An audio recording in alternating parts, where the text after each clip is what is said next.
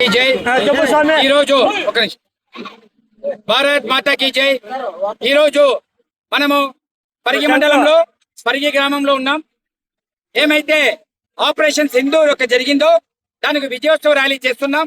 మనం అందరూ చూసాము.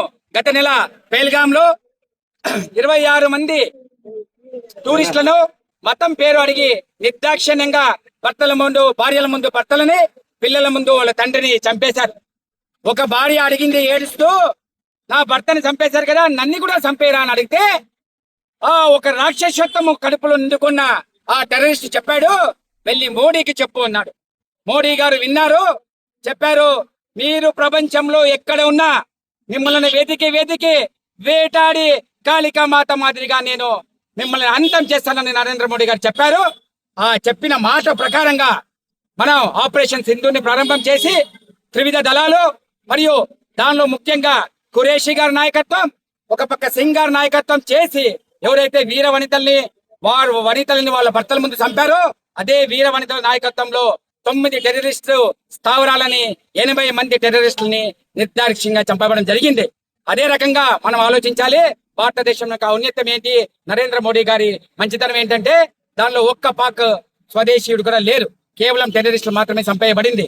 ఎవరైతే జైష్ అహ్మద్ మజూర్ ఉన్నారో వారి కుటుంబం కూడా చంపబడింది. అతను 2000లో అసెంబ్లీలో జమ్మూ కాశ్మీర్ అసెంబ్లీ అటాక్ కు, పార్లమెంట్ అటాక్ కు, అలాగే మన ఎయిర్ ఫోర్స్ మీద కూడా అటాక్ కు మూల కారణం. మనం ఎప్పుడైతే ఒక విమానాన్ని హైజాక్ చేసి అతన్ని వదలమంటే భారతదేశం 99లో అప్పుడు వదిలింది. అతను ఇన్ని స్థాయి పనులు చేస్తున్నారు.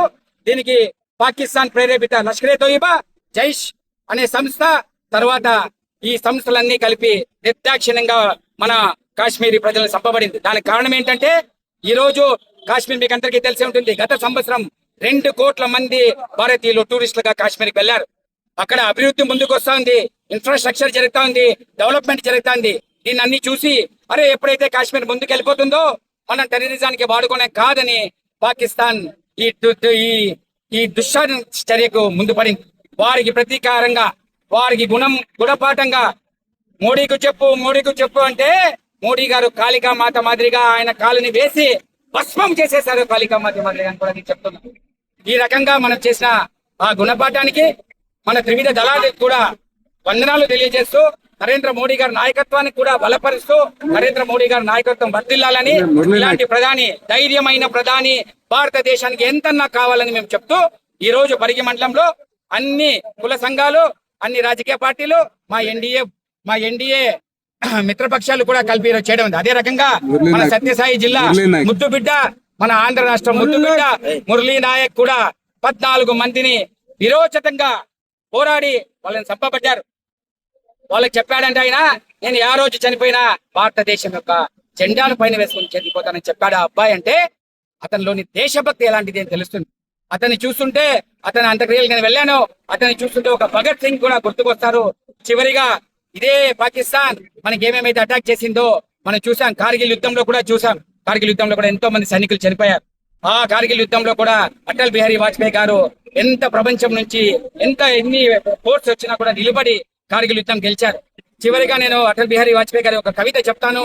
ఆ మురళీ గారి గురించి చెప్పాలంటే అది కవిత చెప్పాలి. అటల్ గారి చెప్పారు, భారత్ కోई भूमि का टुकड़ा नहीं है, ये जीता जागता राष्ट्र पुरुष है. अटल जी ने कहा था, ये वंदन की धरती है, अभिनंदन की धरती है, ये अर्पण की भूमि है, तर्पण की भूमि है. इसका हर नदी हमारे लिए गंगा है, इसका हर कंकन हमारे लिए शंकर है. हम जिएंगे तो भारत के लिए, मरेंगे तो भारत के लिए.